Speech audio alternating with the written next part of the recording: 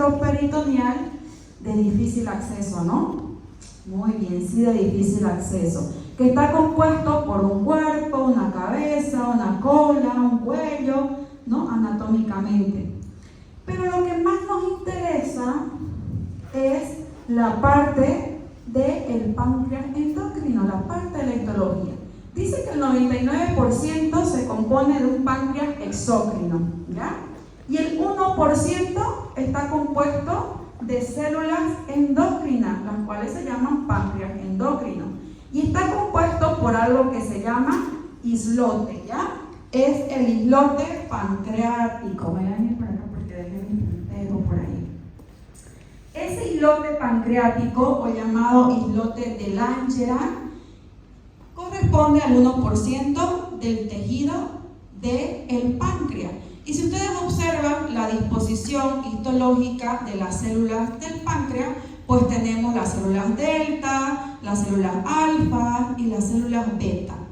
En realidad, de todo esto, lo que nos importa para hablar de diabetes, y presten la atención, son las células beta pancreáticas, ¿ya?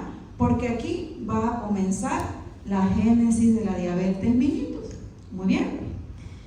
Vamos a ver que mayor cantidad de células que corresponden a este 1% son las células beta pancreáticas, entre el 60 a 70%, y estas van a secretar una hormona que se llama insulina.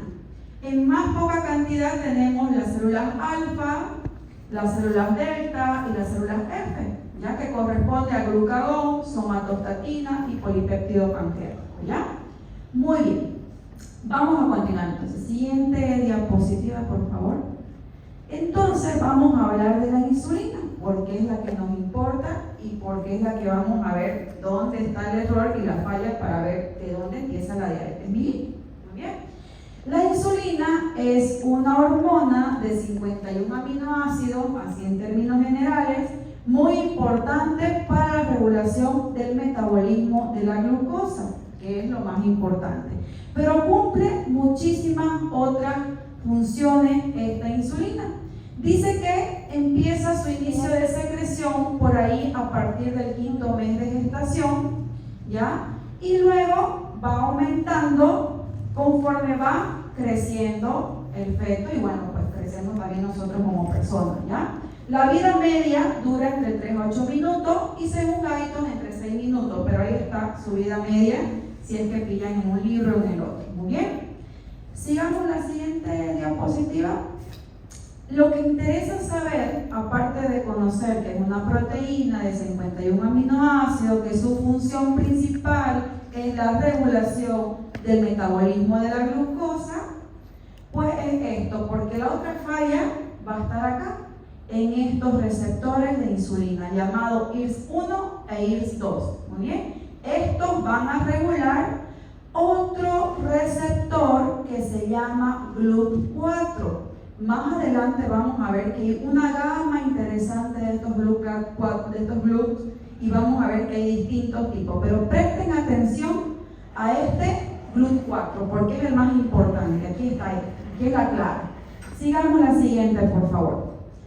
¿Cómo es su mecanismo de acción la insulina? Esto sí, prestémosle atención porque la insulina tiene, aparte de controlar el metabolismo de la glucosa, tiene muchísimas otras funciones, ¿ya? Tanto a nivel del hígado, a nivel del tejido adiposo, a nivel del músculo, a nivel del cerebro, en la misma célula beta, a nivel endotelial y a nivel de los macrófagos, ¿ya?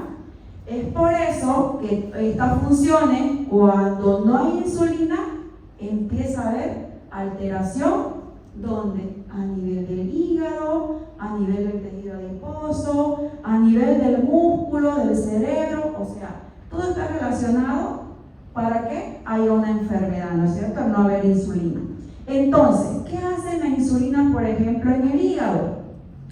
En el hígado la insulina va a ayudarnos a disminuir la producción de glucosa, a aumentar la utilización de glucosa, a aumentar la síntesis de proteína, a aumentar la síntesis de glucógeno. Muy bien. y también aumenta lo que es la síntesis de los ácidos grasos.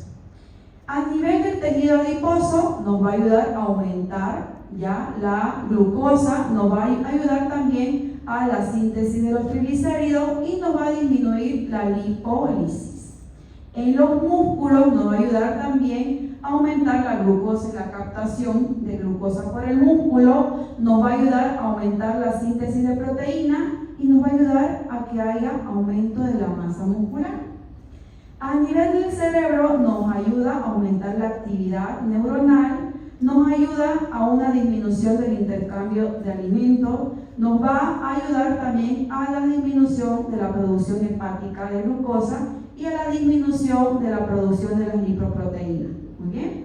Y así, a nivel de los macrófagos, o sea, de nuestro sistema inmunológico, lo que nos va a ayudar es a la disminución de la respuesta al estrés, a la disminución de que haya una apoptosis celular consecutiva y nos va a ayudar a aumentar los receptores propios de estos macrófagos, ¿ya? Ante un mecanismo de defensa. A nivel del endotelio nos ayuda con el aumento del óxido nítrico, disminución de la adhesión celular y disminución de la respuesta inflamatoria a nivel de los vasos. Y miren, a nivel de las células beta pancreáticas aumenta la masa celular, disminuye la apoptosis, o sea, disminuye que mueran esas células beta y nos ayuda con la disminución de la diferenciación de estas células. Quiere decir que no solamente nos ayuda para disminuir la glucosa, sino que nos ayuda tanto positivamente en muchos lugares de nuestro cuerpo, ¿no es cierto? Y cuando esta hormona no está presente, empieza cada una de estas cosas a descompensarse, ¿no? Por ejemplo, si no tenemos insulina, el músculo no va a poder producir proteína, va a estar bloqueada la síntesis de proteína en el músculo, por lo tanto, no va a haber crecimiento de la masa muscular. A nivel, por ejemplo, de el hígado, nos dice que nos ayuda con la disminución de la producción de glucosa. Entonces va a ser, por ejemplo, que el glucógeno salga porque no hay insulina y en respuesta el organismo va a decir, ahí no hay insulina, la glucosa no está entrando donde tiene que entrar para poder producir ATP y entonces el organismo va a interpretar que necesita más glucosa. ¿Y qué va a hacer? Va a empezar a sacar glucosa de otros lugares. ¿Qué quiere decir? Va a empezar a botar el glucógeno que tenemos de reserva, va a empezar a la utilización de los ácidos grasos para producir ATP por esa otra vía, ¿no es cierto? Porque hay varias vías para producción de glucosa, ¿no? Entonces, de esa forma empieza a alterarse nuestro organismo cuando no hay insulina. Sigamos más adelante. ¿Qué más? Insulina, glucosa. Vamos a ver cómo es que se relaciona la insulina y glucosa más adelantito con un ejemplo, ¿ya? Para que sigamos la ponencia. Y vamos a ver que hay unos transportadores de glucosa que juegan un papel muy importante, ¿ya? En la génesis de la diabetes mellitus. Lo más importante, yo aquí los resalté, porque en realidad todos son importantes. Todos van a transportar glucosa en una parte del tejido, ¿ya? Van a ir. Pero estos que se llaman transportadores GLUT4 de glucosa, que está aquí con amarillito, estos transportadores va a hacer que transporte la glucosa dependiente de insulina. ¿Qué quiere decir? Es un transportador, en realidad, si ustedes ven y se ponen a leer todo esto, es el único transportador que depende de la insulina. ¿Qué quiere decir? Que la insulina es como la llavecita para que pase la glucosa y empiece la producción de ATP. Y por otro lado, para que ayude con el balance de glucosa a nivel plasmático. Muy bien. Entonces, este es la clave. ¿Y dónde lo tenemos estos transportadores de GLUT4? Miren dónde están. En el corazón, en el músculo esquelético estriado, en el tejido adiposo y en el cerebro. Mismo que cuando no hay insulina, empiezan a alterarse y empiezan a tener complicaciones, ¿no es cierto? Ahí va. Muy bien, sigamos. Entonces, importante los GLUT4. Vamos a ver ver que también tenemos otros transportadores de glucosa llamados los GSLT. Y de aquí el más importante, bueno, todos son, pero el más importante son los GSLT2, ya que estos se van a encontrar a nivel renal en el túbulo contorneado proximal de la nefrona. Y miren, nos ayudan con la reabsorción de glucosa plasmática del filtrado glomerular, ¿ya? Aquí, y esto es importante porque los últimos medicamentos inhibidores de la reabsorción de glucosa son los GSL2, ¿ya? ¿Qué van a hacer? Si mi transportador me va a ayudar con la reabsorción, el medicamento que yo le voy a dar al paciente, que es el inhibidor de ese receptor GSLT2, va a bloquear esa reabsorción y va a hacer que se elimine glucosa. ¿Para qué? Para que esa glucosa no vuelva al plasma y no haya mayor cantidad de glucosa, sino que la glucosa sea eliminada a través de la orina. Muy bien, ahí están los detalles de la medicación que vamos a ver más adelante que se va a dar para la glucosa. Muy bien, sigamos. Esto aquí yo quería llegar. ¿Cómo es esto de la relación de insulina-glucagón? ¿Ya? Esta es la célula beta pancreática. Vamos a ver cómo es que sale la insulina y cómo se activa la glucosa. Supongamos que nosotros hemos comido, no sé, nos hemos tomado una Coca-Cola con un sándwich por ahí, y todo eso se absorbió a nivel intestinal y pasa la glucosa a nivel plasmático. Y tiene que mandar una señal para que salga la insulina y pueda disminuir la glucosa a nivel plasmático, ¿no es cierto? Bueno, esto pasa así. La glucosa que está a nivel plasmático va a ser introducida dentro de la célula beta pancreática a través de su transportador llamado GLUT2. Recuerden que habían varios GLUT, ¿no es cierto? Aquí actúa el GLUT2 y a través de unas reacciones enzimáticas y químicas que van a ser consecutivas, la glucosa que ingresó a la célula se va a convertir, gracias a la glucosinasa, en glucosa 6-fosfato. Esta se va a convertir en piruvato a nivel de la mitocondria y de ahí se va a convertir en ATP-ADP. Una vez que se convierte en energía como ATP para que sea utilizado por la célula, va a dar lugar a que este ATP salga para irse a algún tejido para cumplir su función y va a hacer que se abran los canales de potasio sensibles a ATP. Esa apertura de este potasio, que es muy importante, va a hacer que toda mi membrana celular se despolarice y empiece a abrirse unos canales llamados canales dependientes de voltaje de calcio.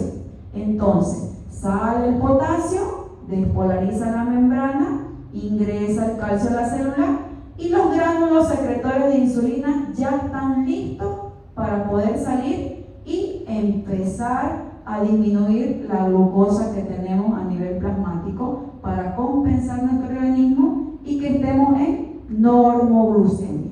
Muy bien. Cuando eso falla, cuando esta insulina no está aquí y no se produce, no va a haber esa compensación y la glucosa va a estar aquí en el plasma abundante, ¿no es cierto?, llenando, y no va a poder entrar dentro de la célula para que pueda salir la insulina, ¿no? Y va a empezar a aumentar en la sangre, ¿no? Y eso se llama hiperglicemia y ahí empieza diabetes mellitus, ¿ya? Muy bien, sigamos. Factores que intervienen en la secreción de insulina. Miren, son muchos los factores que intervienen tanto para que la insulina aumente o que haga que aumente, como también disminuya en nuestro cuerpo. Por ejemplo, la insulina va a aumentar cuando haya un aumento de glucosa, ¿no? Es lógico porque si hay aumento de glucosa, la insulina tiene que salir para contrarrestar esa hiperglicemia. Aumento de los ácidos grasos en sangre, aumento también de las hormonas GIP, que son las incretinas que están en nuestro intestino, aumento del glucagón, GH, cortisol, que son las hormonas contrarreguladoras, estimulación beta-pancreática adrenérgica, resistencia a la insulina, obesidad, ¿no? Por sulfoniluria, que también hace que secreten más cantidad de insulina. Y por otro lado tenemos la disminución, y va a haber disminución de insulina cuando disminuye la glucosa en estados de ayuno. La somatostatina también es su hormona que bloquea la salida de insulina cuando hay actividad adrenérgica, y también por causa de esta hormona leptina, que es nuestra hormona de la saciedad, ¿ya? Entonces esos son los factores que intervienen para que haya una secreción de insulina. Muy bien, sigamos. El glucagón es otra hormona importante, ¿ya? Y va a cumplir su acción fisiológica con los efectos opuestos a la insulina. O sea, va a ser todo lo opuesto a la insulina.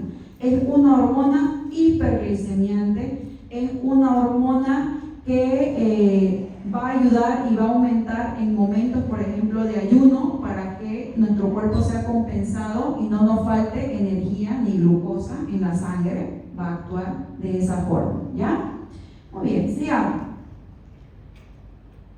Insulina, glucagón. Entonces, las diferencias de insulina y glucagón, como son opuestos, el glucagón me va a ayudar en la gluconeólisis, en la gluconeogénesis, y va a tener un efecto ionotrópico. Y la insulina va a producir aumento de la glucogénesis, glucólisis, síntesis de los triglicéridos y de los ácidos grasos, y va a disminuir la glucogenólisis y gluconeogénesis, ¿no? Muy bien, eso es bioquímica, ¿no? Sí, muy bien. Una vez que vimos esta parte de la fisiología, de su función de la insulina, la función del glucagón, dónde queda situado el páncreas, vamos a hablar ya de diabetes. Muy bien. Y vamos a empezar hablando de diabetes. Sigamos la otra porque esta ya la dimos en la introducción ahí, y también ahí, y ahí dejémoslo, en la era moderna. Vamos a hablar de diabetes ya en sí. Muy bien. Y yo les estaba mencionando que en la era moderna de hoy en día teníamos todas estas opciones, ¿no? De equipos de infusión, de trasplante de células madres, de trasplante pancreático, de vacuna para la diabetes, de este medicamento que hoy en día desde 2020 se está utilizando, que se llama Telizumab, ¿ya? Y lo estamos utilizando en Europa, es lo último, donde están haciendo terapias como prevención para diabetes tipo 1. ¿Ya? Y están haciendo tamizaje para todos los niños, ¿ya? Pidiéndoles anticuerpos para ver si están con el factor de predisponente para diabetes tipo 1, e iniciar este medicamento para prevención de que les aparezca la diabetes tipo 1. Ahora yo les pregunto, ¿hay cura para la diabetes? ¿Habrá una cura para la diabetes? O sea, diabetes así en general, como lo vimos en el cuadro, diabetes mellito. Porque el paciente y la persona siempre van a venir a preguntar, doctora, ahí en mi casa, en la esquinita de más allácito, doctora, ahí dice que curan la diabetes. Y hay un cuadro grande aquí que dice, se cura la diabetes. ¿Han visto seguro algunos de ustedes eso, no? Sí, hay muchísimo por acá. En Latinoamérica, en todos lados, vamos a Brasil, va a haber alguien que va a poner su letrerito así. Nos vamos a Colombia, también pues, de ahí les curan la diabetes. Nos vamos a Argentina, también. A Bolivia ni que se diga, ¿no? Sí. Y entonces, ¿hay cura para la diabetes?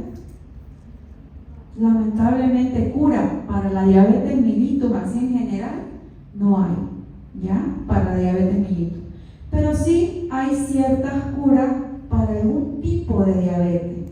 Por ejemplo, para la diabetes mellitus tipo 2, y con obesidad y sobrepeso, la cirugía bariátrica ha demostrado que cura. Pero no para todos, sino para ese grupo de personas que tiene obesidad y diabetes mellitus y se somete a una cirugía bariátrica. No es todos, porque no todos tienen obesidad y no todos tienen sobrepeso, ¿no es cierto? Muy bien. Este estudio con este medicamento también está demostrando que se puede prevenir la diabetes si es que se la diagnostica a tiempo. Pero no cualquier diabetes, solamente es para la diabetes tipo 1. ¿Ya?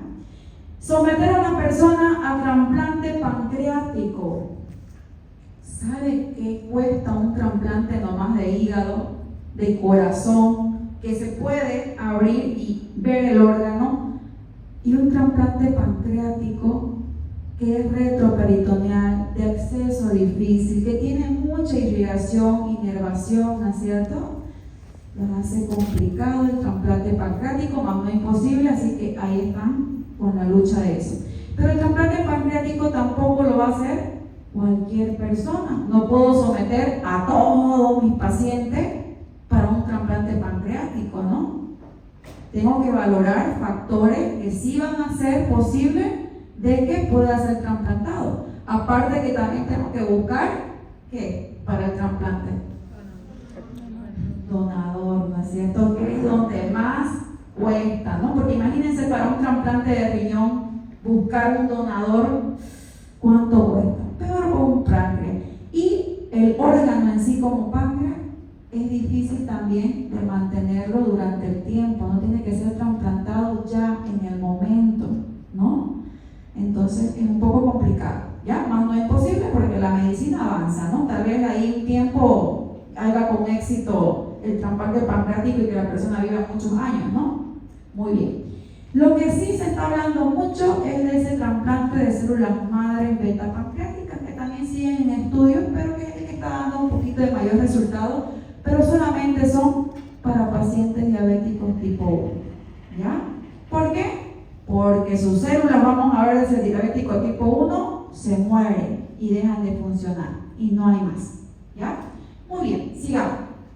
Entonces, si una persona nos pregunta si hay cura para la diabetes, ¿qué vamos a decirle?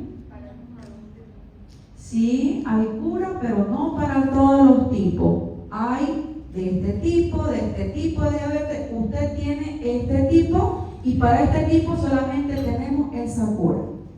Después no hay. ¿Qué se puede hacer? Mejorar la calidad de vida y evitar las complicaciones futuras, que es lo más grave, ¿no? Porque vienen asustados porque piensan que vamos a cortar el pie, va a entrar en diálisis, ¿no es cierto? Entonces, eso hay que evitar. Muy bien, sigamos entonces. Entonces, ahí está la respuesta para eso. ¿Y por qué también no hay una cura exacta? Porque la fisiopatología que vamos a ver es distinta de cada tipo de diabetes. Entonces, una cura en sí para la diabetes en general, no. La fisiopatología de diabetes gestacional es distinta, diabetes tipo 1 también, diabetes tipo 2 por otras causas. O sea, cada una tiene su génesis ya distinta. Muy bien, continuemos entonces. No se duerman. Y entonces aquí viene el gran concepto de diabetes, porque hemos estado hablando de diabetes y ya llegamos a ¿qué será la diabetes? Pues no, en realidad la diabetes ya no es solamente la hiperglicemia, sino ahora un síndrome, ¿ya? Un síndrome de etiopatogenia multifactorial, o sea que hay muchos factores que van a estar involucrados para que aparezca la diabetes. Muy bien. Y que esa se va a caracterizar por hiperglicemias crónicas y que esas hiperglicemias crónicas va a causar una repercusión negativa en nuestro cuerpo, lo cual va a producir alteración de los carbohidratos, de las proteínas, de los lípidos y va a tener como consecuencia que esa persona se empieza a enfermar con complicaciones de la diabetes. Como por ejemplo, complicaciones de insuficiencia renal, pie diabético, retinopatía diabética, cardiopatía, ¿no? Inclusive caries, problemas odontológicos, ¿no? Problemas también a nivel de infecciones urinarias, infecciones geniturinarias, infecciones también de tipo micosis, que es una de las que hay hartísimo, que inclusive la micosis es la primera que aparece como señal hoy en día para darte la alarma de que hay una diabetes de por medio, ¿ya?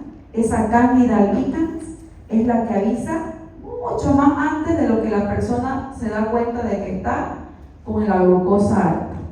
Muy bien.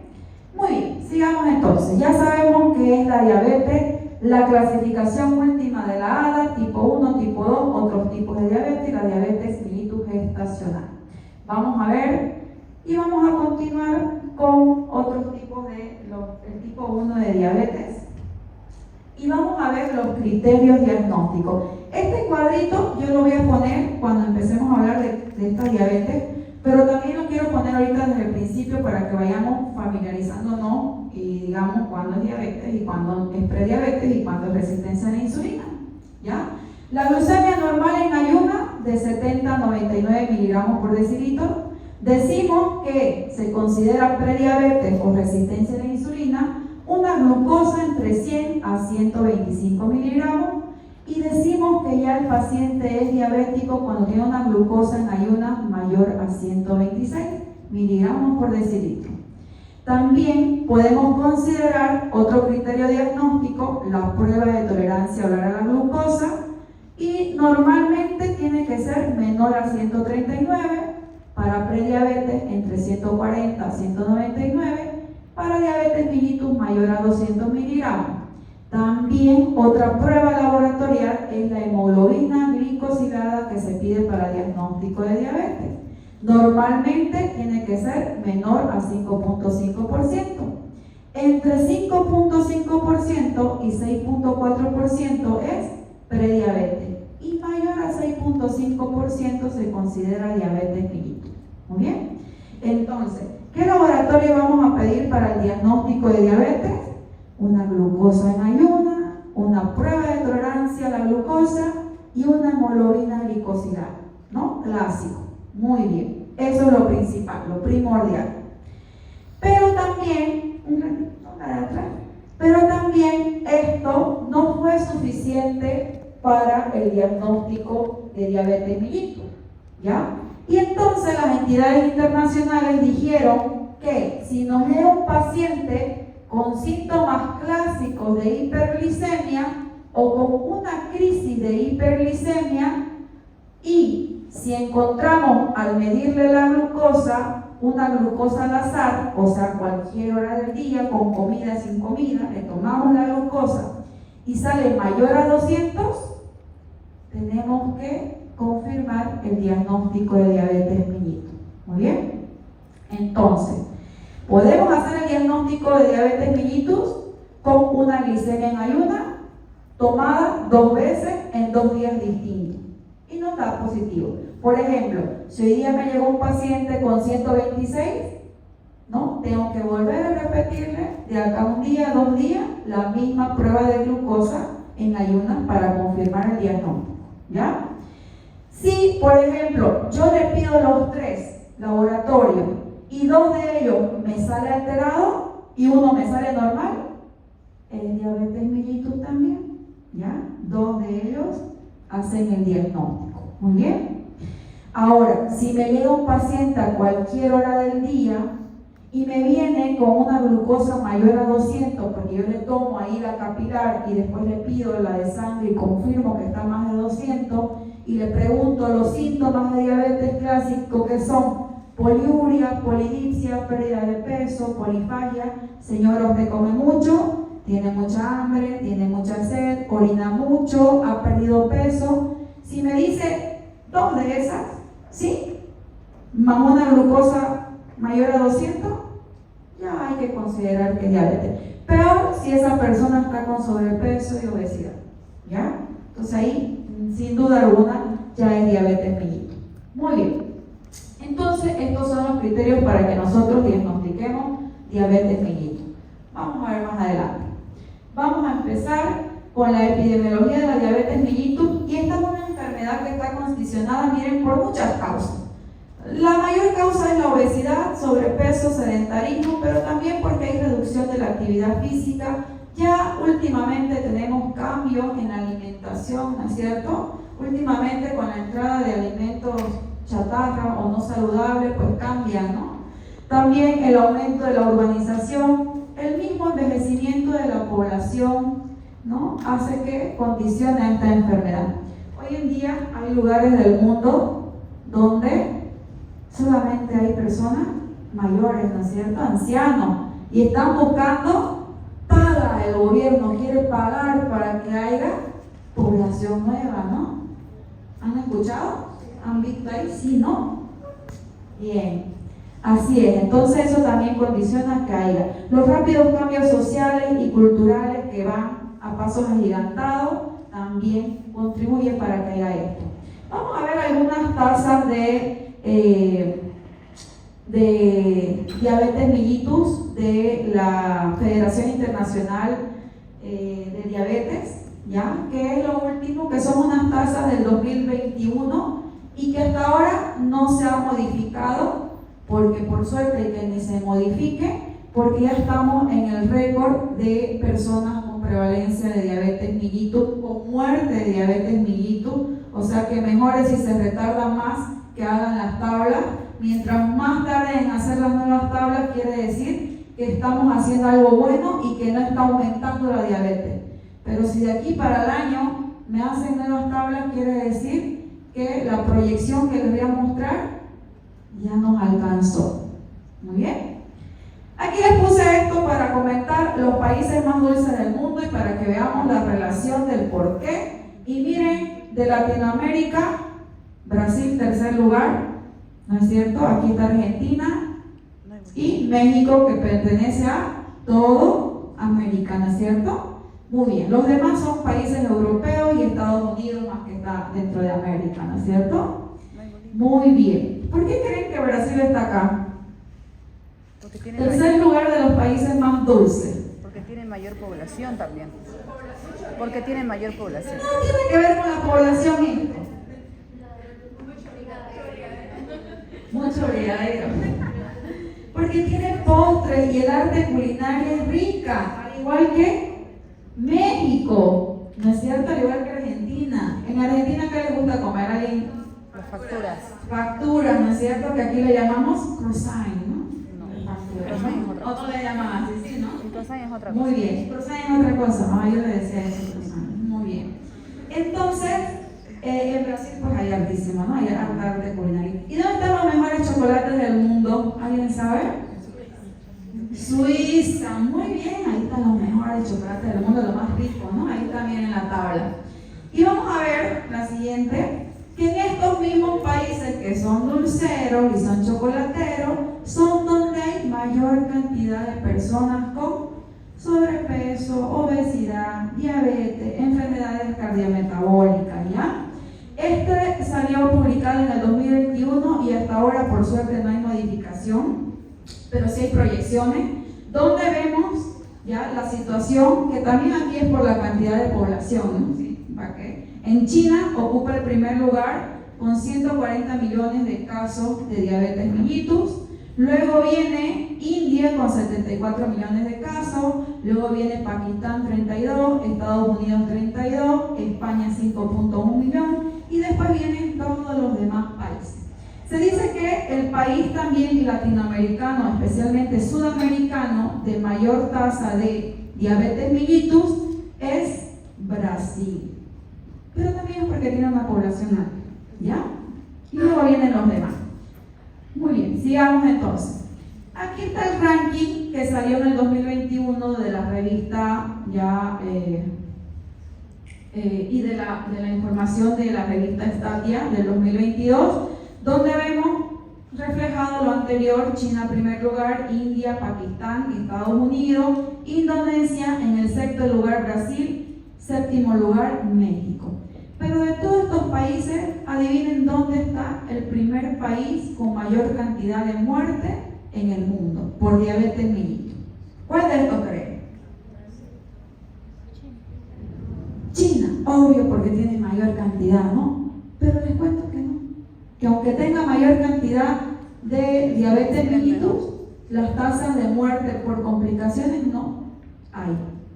¿Por qué? Porque tienen un sistema de salud bueno, no lo controlan. Entonces, no depende mucho de la cantidad de prevalencia, sino de su sistema de salud. Ya, el sistema de salud es importante. México es el primer país con tasas de muerte por diabetes mellitus en el mundo, de todo eso. Entonces se ve cómo el sistema de salud y su sistema de salud no está tan bueno, ¿no es cierto? Ahí algo está fallando. Muy bien, sigamos entonces. Voy a mostrar la siguiente tablita que se dice dice que salió en el 2021, donde dice que hasta el 2021, o sea, hasta hace unos años atrás, 1 de cada 10 adultos entre 20 a 79 años tiene diabetes y corresponde a 537 millones de personas en el mundo, aproximadamente. Saben que no todos los lugares se tamifican, ¿no? Esto es de lo que han tamificado. Y que 1 de cada 2 adultos con diabetes no está diagnosticado. Aproximadamente son 240 millones de personas, pero tal vez sean más, ¿no? 1 de cada 2 personas que tiene diabetes, solamente llegamos a diagnosticar una y la otra tal vez ni va al médico, tal vez llega más después cuando ya tiene complicación, ¿no es cierto? Muy bien, sigamos. ¿Qué más nos dice la estadística? El 9% de los gastos en salud mundial se destina a la diabetes mellitus. Y dice que 1 de cada 6 nacidos vivos hasta el 2021 se vio afectado por hiperglicemia durante el embarazo. 1 de cada 6 hizo su mamá diabetes gestacional. No dice 1 de cada 100, 1 de cada 1000, 1 de cada... No. 1 de cada 6 embarazos la mamá hizo diabetes gestacional. Imagínense cuántos embarazos hay en el mundo para que 1 de cada 6 sea. Muy bien, sigamos entonces con la siguiente. Dice que las 3/4 partes de las personas con diabetes viven en hogares de países de ingresos bajos y medios, que afectan más a este tipo de población. Sigamos. ¿Qué más dice? Dice que, la siguiente, dice que 1 de cada 9 adultos de 20 a 79 años tiene tolerancia a la glucosa alterada. Quiere decir que está en prediabetes. 1 de cada 9 adultos hasta el 2021 ya está en fase de prediabetes. Si nos hacemos una prueba ahorita de los que estamos, tal vez nos enteremos de algo que no queramos enterarnos, ¿no? Y eso que somos jóvenes, pero ahí está, somos jóvenes. Muy bien, sigamos, a ver qué más dice. Dice que 1.2 millones de niños y adolescentes menores de 20 años tienen diabetes tipo 1. Es harto la población. ¿Qué más dice? Más adelante. Dice que proyección para el 2030, han proyectado que para el 2030, o sea que no nos falta mucho, 1 de cada 9 adultos tendrá diabetes mellitus. O sea, dice tendrá, literal ya nos acusó que vamos a tener diabetes. 1 de cada 9. 1 de cada 9 que estamos aquí, tenemos la probabilidad que vayamos a tener diabetes. ¿Qué más dice? Y que el gasto en salud, obviamente, va a aumentar alto, ¿no? Sigamos. ¿Qué más dice? Dice que la proyección para el 2045, la IDF estima que 1 de cada 8 adultos tendrá diabetes mellitus. Ya no 1 de cada 9, ya no 1 de cada 10, sino 1 de cada 8 para el 2045 vamos a tener diabetes mellitus. Grave, ¿no? Muy bien, vamos a ver por qué. ¿Respondieron a la pregunta? ¿Cuántos dijeron que sí tenían un familiar con diabetes? De las personas que estamos del total, ¿cuántos en total son los que hicieron la 20? Ya. Ajá. Ya, entonces en total son 34 los que participaron del total y 20, miren, 20 dijeron que tienen un familiar con diabetes, ¿no? De los 30 y tantos que estamos, imagínense 20 con un familiar con diabetes, ¿no? O sea, si yo me incluiría ya fuéramos 21, porque también de mí, diabetes altísimo, ¿no?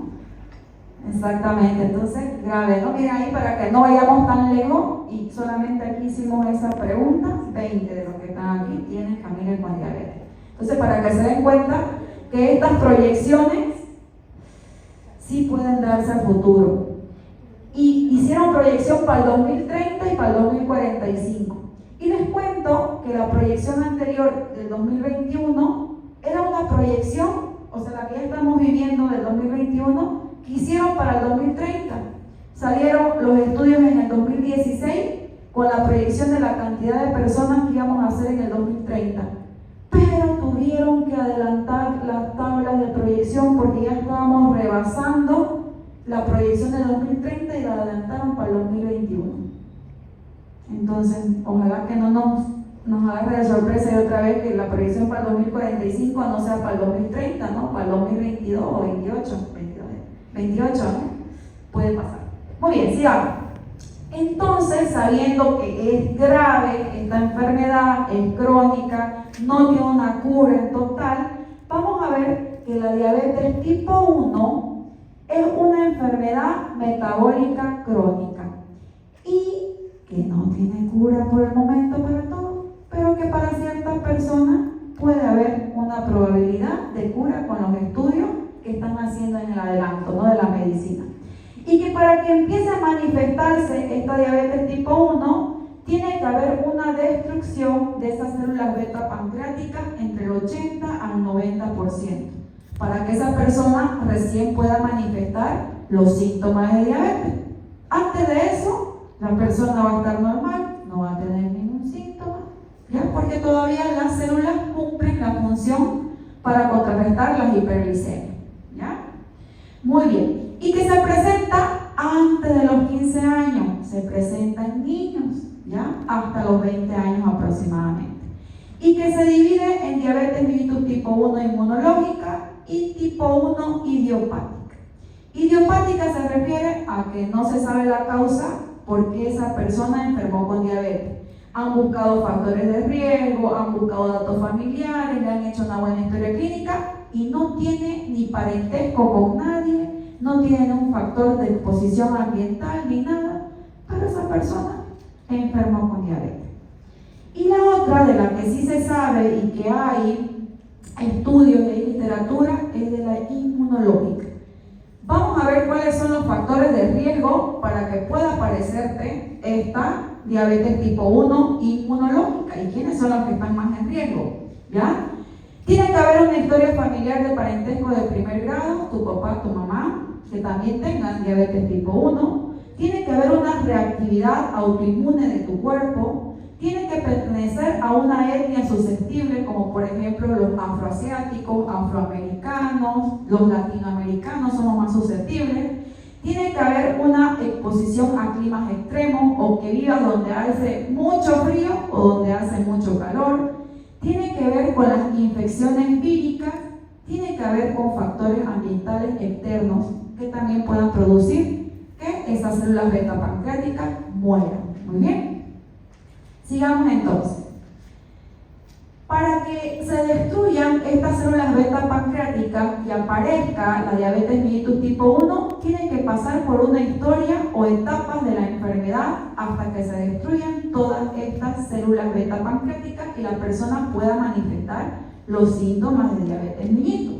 En la etapa 1, la persona no se va a dar cuenta que tiene todavía diabetes, las células se van a ir destruyendo de a poco, pero ya va a aparecer anticuerpos para diabetes tipo 1. En la etapa 2 va a haber ya cierto grado de hiperglicemia, pero que se va a compensar todavía y la persona todavía no va a manifestar ningún síntoma, pero la destrucción continúa.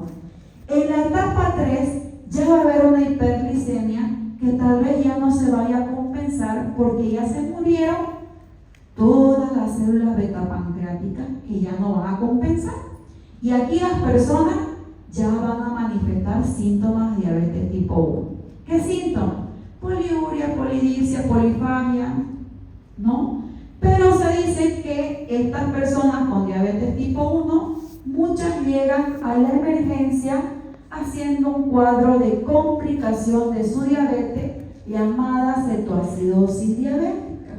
Muy bien. Veamos la siguiente diapositiva. Muy bien.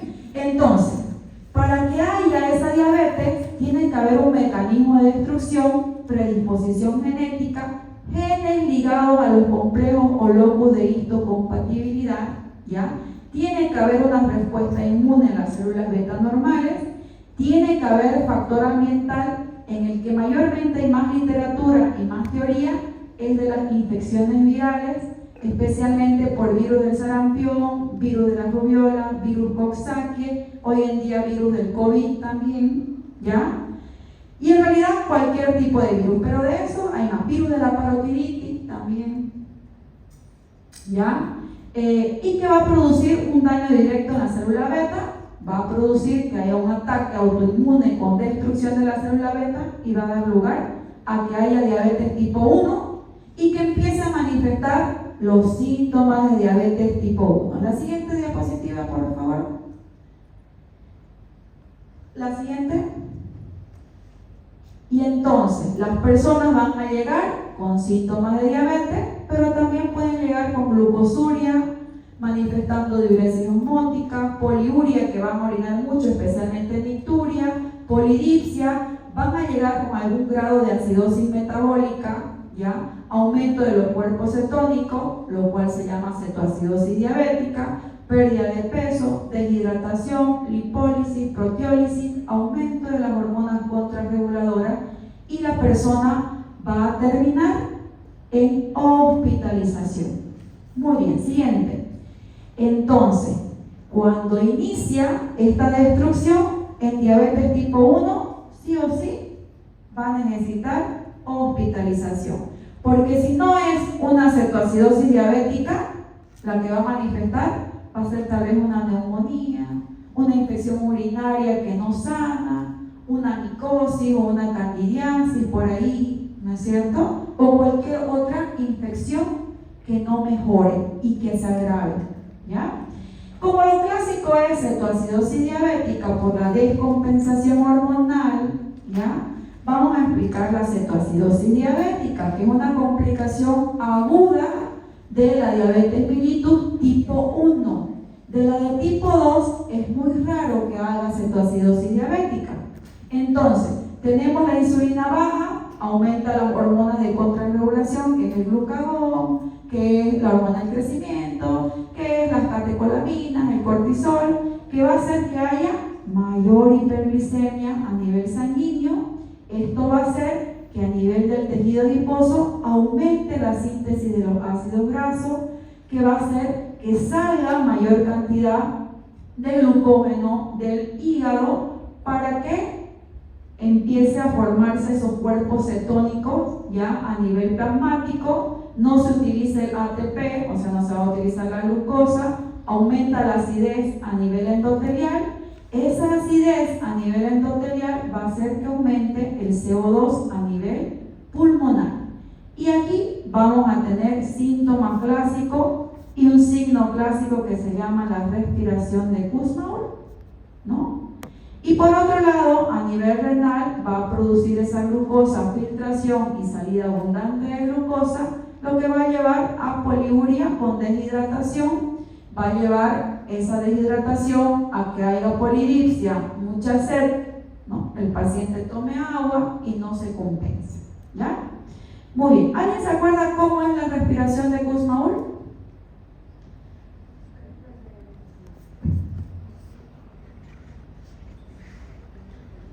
Tratemos de respirar como Kussmaul. Es una respiración, ¿no? Superficial, continua, como si se estuviera muriendo la persona, ¿no es cierto? Muy bien. Y que el oxígeno no llega a pulmones completamente. Muy bien. Sigamos la siguiente diapositiva, por favor. ¿Qué vamos a hacer en la evaluación clínica? A toda persona con debut de diabetes mellitus debemos hospitalizarlo, o sea, no hay por ningún lado que se escape. Tenemos que realizar una buena anamnesis, un buen examen físico, pedirle los estudios de laboratorio, todos los que vimos de glucosa, prueba de tolerancia a la glucosa, hemoglobina glicosilada.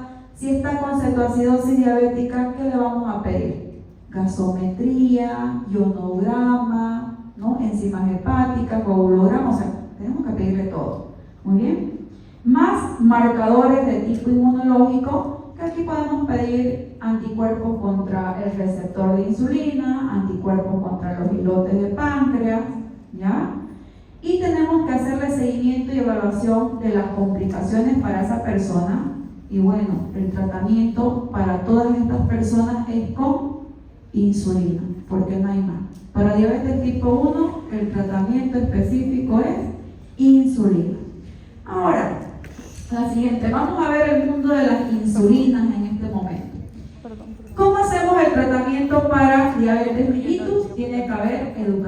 diabetológica, plan de alimentación, actividad física, el autocontrol de parte del paciente y la medicación. En este caso, en diabetes tipo 1, la educación va a ser por sobre todas las cosas, tanto para la persona, niño, adolescente, como para la familia. ¿Por qué? Porque va a cambiar sus hábitos alimenticios, ¿no es cierto? Va a cambiar su manera de vivir al recibir insulina, o sea, hay que introducirlo, que no se sienta tanto, ¿no? Ese cambio brusco, ¿no? Hay que educar cómo se va a colocar su insulina, cómo se va a medir su carbohidrato, cómo va a ser su alimentación, qué alimentos tienen mayor índice glicémico, cuáles es menos, si hace ejercicio, si alza pesa, o sea, es un mundo de aprendizaje en la diabetes tipo 1 para el niño, para el padre y para toda la familia, ¿ya? Y luego viene la medicación. En la medicación, la siguiente, vamos a hablar de la insulina. Y yo sé que ya, ¿cuánto es la hora? 40 y tanto. ¿Cuánto? No, ¿cómo fue? 40. Sigamos entonces.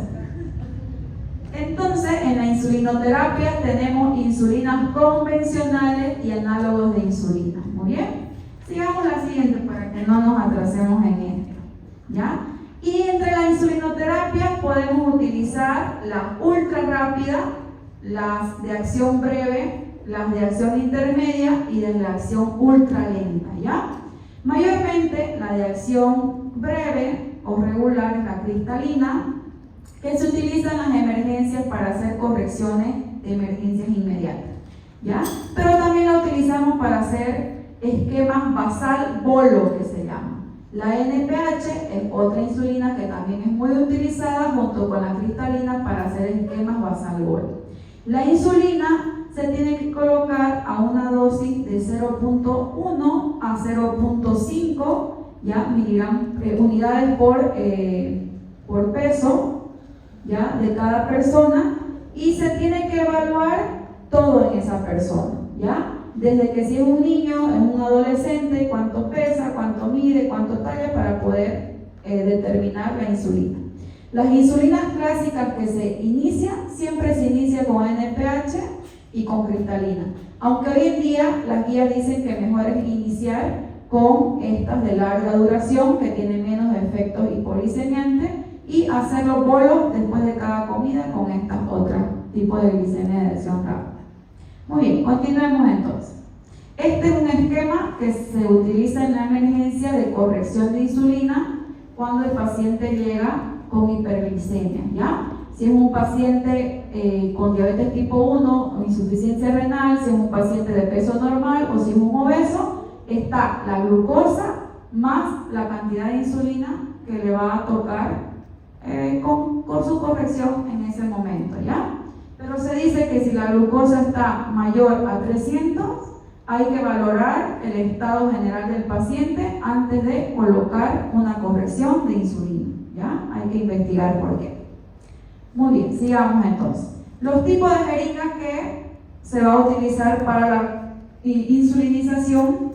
Sigamos, hoy en día tenemos dispositivos modernos también donde están con las insulinas tanto ultra rápidas, las lentas, las ultra lentas, y se puede hacer combinaciones también para la insulina. Muy bien, sigamos. Estos dispositivos modernos que yo les decía que son bombas de infusión continua de insulina también, que se pueden adaptar, mayormente van para pacientes diabéticos tipo 1 en la parte moderna. En cuanto a la diabetes mellitus tipo 2, pues esta diabetes mellitus tipo 2 se va a presentar como una insulinoresistencia por deficiencia también de la insulina misma, ya sea absoluta o relativa, ¿ya? Y puede presentar un defecto secretorio primario de insulinoresistencia. La mayoría de los pacientes que van a presentar diabetes tipo 2 son obesos o tienen también sobrepeso. Muy bien. En este tipo es poco frecuente que se manifieste con cetoacidosis, pero sí puede manifestarse con otro tipo de infecciones, especialmente de vías urinarias y de vías respiratorias, ¿ya? Muy bien, sigamos. Factores de riesgo para diabetes mellitus. Tenemos modificables y no modificables. Los modificables son sobrepeso, obesidad, presentar una prueba alterada de glucosa en ayunas, sedentarismo, hipertensión, alimentación poco saludable y el tabaquismo que se puede mejorar. En las no modificables, pues la etnia, la edad, la historia familiar, el antecedente de diabetes mellitus gestacional, bajo peso al nacer o la macrosomía fetal. Cualquiera de los dos ya es un factor de riesgo para diabetes mellitus. Sigamos la siguiente. La batería se está agotando. Sigamos la siguiente.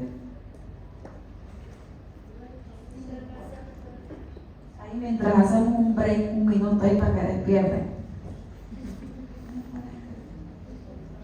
Y bueno, volvemos a repetir los criterios diagnósticos tanto para tipo 1 y tipo 2, los que dijimos en un principio también. ¿Qué quiere decir? Que tenemos que solicitar las mismas pruebas para diabetes, ¿no es cierto? Prueba de glucosa en ayuna, prueba de tolerancia a la glucosa, hemoglobina glicosilada, o si es un paciente con mayor de 200 miligramos más su sintomatología clásica de hiperglicemia, ¿no es cierto? ¿Qué más? ¿Cómo es que pasa esto de la diabetes tipo 2 y cómo es que pasa esto de la resistencia a la insulina? Muy bien. En este tipo de diabetes tiene que haber un factor hereditario, tiene que haber una anormalidad de la función del páncreas y tiene que haber factor ambiental. Por ejemplo, factor hereditario es que tu papá, tus abuelos pues tengan diabetes mellitus tipo 2. Función anormal del páncreas es que haya una deficiencia del efecto de la estimulante de la glucosa o una atrofia del páncreas. Y entre el factor ambiental tiene que haber estrés y obesidad. Eso va a dar como resultado la resistencia a la insulina, prediabetes, y en compensación en ese estado, porque en el estado de prediabetes la persona todavía no manifiesta enfermedad de diabetes, en este estado es cuando nosotros podemos revertir la diabetes y podemos curarla. ¿Ya? Aquí sí, en este estado, si pillamos en un estado de resistencia a la insulina o prediabetes, podemos curar la diabetes y podemos revertirla. Muy bien. ¿Por qué? Porque cuando haya hiperglicemia, el páncreas lo que va a hacer es producir mayor cantidad de insulina, produciendo hiperinsulinemia. Entonces, la persona va a comer toda la comida de horario y la glucosa va a estar alta en la sangre, pero el páncreas todavía puede producir insulina y lo que hace es trabajar el doble, produce más insulina, cosa que la persona en esta etapa no va a tener síntomas de diabetes porque va a estar compensada su glucosa, ¿ya? Va a haber hiperinsulinemia con hiperglicemia compensatoria. Cuando esto pasa en el tiempo y pasa en meses o pasa en años y la persona no ha recibido una atención adecuada, no le han diagnosticado su prediabetes, no ha ido al médico, no ha cambiado sus hábitos, sigue estando con aumento de peso, etcétera, etcétera, pues va a pasar entre 1 año, 5 años a 10 años y la diabetes va a venir con todo. Y cuando ya se diagnostique la diabetes mellitus, ya no vamos a poder revertirla porque va a haber un daño a nivel celular.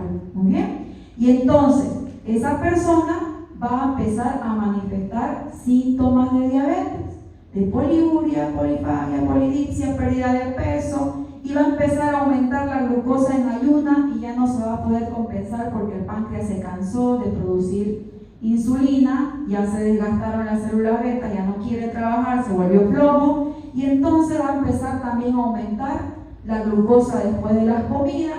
¿Qué quiere decir? Que comemos cualquier cosita y la glucosa se va a disparar y el páncreas no va a funcionar y aparece ahí la diabetes mellitus tipo 2, causando estragos en nuestro cuerpo como disminución de la secreción de la insulina, disminución de nuestro efecto incretina, incremento de la lipólisis, incremento de la reabsorción de glucosa, incremento de la secreción de glucagón, más resistencia a la insulina a nivel muscular, aumento de la producción hepática de glucosa, va a haber disfunción de nuestros neurotransmisores y todo esto por culpa de la hiperglicemia. Y en todos estos órganos que está afectada la hiperglicemia, que no va a ser compensatoria, la persona va a manifestar complicaciones de la diabetes. Muy bien. Y entonces las personas van a llegar con toda la sintomatología de la diabetes mellitus, que se llama 4P clásica, pero también puede venir manifestando la persona calambres, balanitis, vulvovaginitis, infecciones urinarias, caries en los dientes, pérdida de los dientes, abscesos dental, abscesos intranasal también, que no se habla aquí, pero que puede venir y puede llegar, neumonía, ¿ya? Gastroenteritis, o sea, puede venir con cualquier cosa. Inclusive puede venir con infecciones por una heridita en el pie que no sana, y cuando acordamos ya es pie diabético, ¿no es cierto? Muy bien. Entonces nosotros tenemos que hacer la evaluación clínica de anamnesis, examen físico, examen de laboratorios y también su control evolutivo. En la anamnesis hay que preguntar todo, ¿no es cierto? Al igual que diabetes tipo 1, en el examen físico hay que revisar todo, por si no se nos pasa una heridita por ahí, si no hay edema, si no hay inflamación, si está aumento de peso, si está bajo de peso. En los exámenes de laboratorio, todos los que mencionamos, más también examen de rutina, como dromograma completo, examen de orina, ¿ya? Y el control evolutivo, que hay que hacerlo, ¿ya? Continuo, de educación diabetológica, plan de alimentación, actividad física, medicación que vaya a recibir y autocontrol. Esto es por parte del paciente, ¿ya? 50% de autocontrol y de educación diabetológica en el paciente, y el otro 50% corresponde a lo que nosotros le damos de su plan de alimentación, de su actividad física y de su medicación, ¿no? 50 y 50, porque si no, no se puede trabajar y el paciente diabético no va a poder mejorar rápido, ¿ya? Porque por más medicamentos que le demos, el mejor de los mejores, si el paciente diabético no hace un buen plan de alimentación, no hace actividad física y no tiene un buen autocontrol de su enfermedad, no va a haber un resultado positivo, ¿no? Y su diabetes va a seguir y sus complicaciones van a seguir. Tratamiento para la diabetes. Bueno, aquí voy a hablar porque son varias diapositivas, pero voy a mencionar porque ya el tiempo también se va. Y tenemos un mundo de antidiabéticos orales, porque para resistencia a la insulina y para diabetes tipo 2 tenemos los que son antidiabéticos orales. Y hoy en día tenemos una gama espectacular que la podemos combinar, descombinar, mezclarlo con insulina, con todos los tipos de insulina, o sea, combinar espectacular. El primer medicamento usado a nivel internacional es la famosa metformina, que es una biguanida. Es un medicamento que tiene muchas funciones. Es un normoglucemiante, o sea que me mantiene la glucosa normal, y que también me ayuda con la disminución de los triglicéridos, del colesterol, la disminución de peso y también con la disminución de la presión arterial. Por eso es un medicamento óptimo y es plenotrópico, porque se ha descubierto que tiene muchas cosas buenas para el control cardiometabólico de ese paciente. ¿Ya? Es el de primera línea.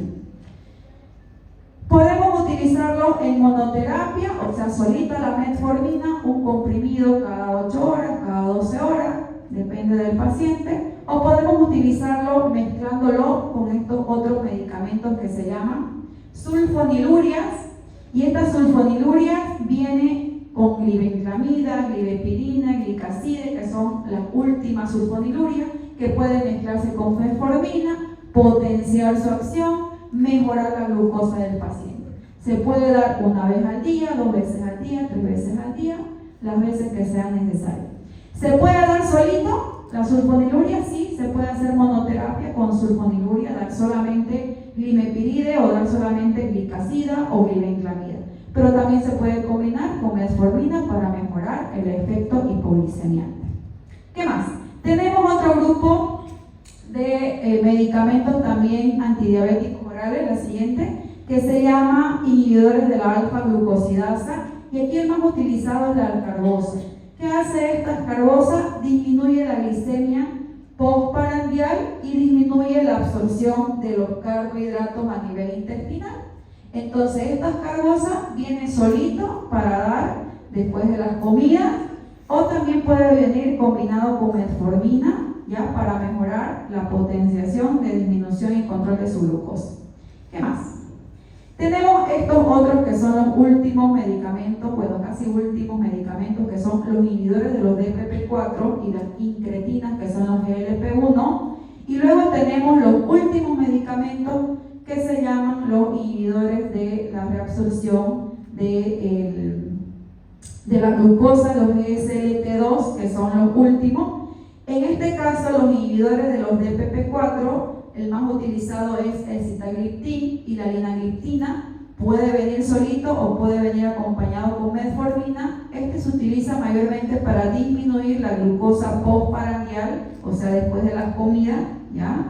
Y se puede combinar con metformina o solamente se puede dar después de las comidas. Muy bien. El otro medicamento es el análogo de los GLP-1 de larga acción. Aquí tenemos la famosa liraglutide y la sextanide, que se utiliza muchísimo también para reducción de peso. Está indicado también para resistencia a la insulina, al igual que la metformina, porque tiene su efecto con respecto a la reducción de peso. Se utiliza en personas con obesidad en todo caso. Y esta sí viene en viales, y también tenemos la semaglutida, que hoy en día viene en comprimidos también, que se puede utilizar ya, que es el análogo del GLP-1. La liraglutida es 0.6 miligramos al día subcutáneo, y luego hay que ir aumentando la dosis, ya, de acuerdo a los requerimientos del paciente. Nos ayuda con la pérdida de peso, inhibe el vaciamiento gástrico y estimula la liberación de la insulina e inhibe la del glucagón, haciendo una buena función y corrección de su glucosa. Muy bien. La siguiente es los inhibidores de los SGLT2, ya, donde vamos, que son los últimos. Aquí en Bolivia está la dapaglifosina y la canaglifosina con metformina también. Esta de acá no hay solo, esta tampoco no hay, pero las demás las podemos utilizar. Y estos medicamentos van muy bien cuando tenemos pacientes con enfermedad cardíaca, ya sea con hipertensión, insuficiencia cardíaca o alguna enfermedad, alguna cardiopatía, ¿ya? Porque nos va a ayudar a disminuir la presión arterial, mejorar la diuresis, ¿ya? Y disminuir la glucosa. Muy bien. Y para terminar, que la insulina también se puede utilizar en diabetes tipo 2 cuando hay un agotamiento de las células beta, cuando los requerimientos son transitorios, ya sea por infección, eventos cardíacos, cerebrovasculares, cuando no se ha logrado un control con antidiabéticos orales y cuando hay enfermedad hepática renal que impide el uso de antidiabéticos orales. ¿Ya? Ahí se tiene que utilizar insulina. Muy bien. Y aquí les dejo para que les saquen una fotito del modelo de prevención y control de la diabetes. ¿Y qué es lo que tienen que hacer como futuros médicos? Es que si encuentran un individuo sin diabetes, le hagamos la prevención primaria, el tamizaje temprano para tener individuos sin diabetes. Si tenemos una diabetes que no está siendo identificada, hay que hacer la detección y diagnóstico temprano para identificar su diabetes y poder tratarlo. Si tenemos una diabetes no tratada, hay que ver si esa persona no está yendo al médico, no está utilizando los servicios de salud para poder tratar su diabetes. Y si encontramos un mal manejo o inadecuado de su diabetes, hay que ver la calidad de atención que le estamos brindando a la persona para poder manejar lo que es así su diabetes. Y con eso terminamos. Diabetes metabólica, pero yo sé que me falta mucho por hablar porque diabetes harto. Y eso que no hablamos de las gestacionales y por las otras causas, y eso que fuimos rápidos en la insulina, ¿no? Y en los medicamentos.